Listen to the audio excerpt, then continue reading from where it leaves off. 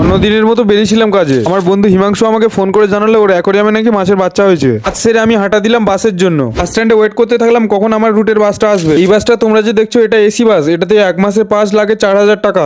এটাতে আমার পাস বানানো নেই। এবারে আসলো আমার রুটের বাস, এই বাসেই আমি যাব। আমি বসে গেলাম বাসে, আর এই বাসের পাস লাগে 1,050 টাকা। আমি নেমে গেলাম বাসের থেকে। আমার স্টপেজের নাম রামাগান্ডারনাহাল্লি। আমি চলে আসলাম হিমাংশুর ফ্ল্যাটের নিচে। তো চলো দেখা যাক ওর মাছের বাচ্চাগুলো কেমন হয়েছে। চলে আসলাম হিমাংশুর রুমে। হাই।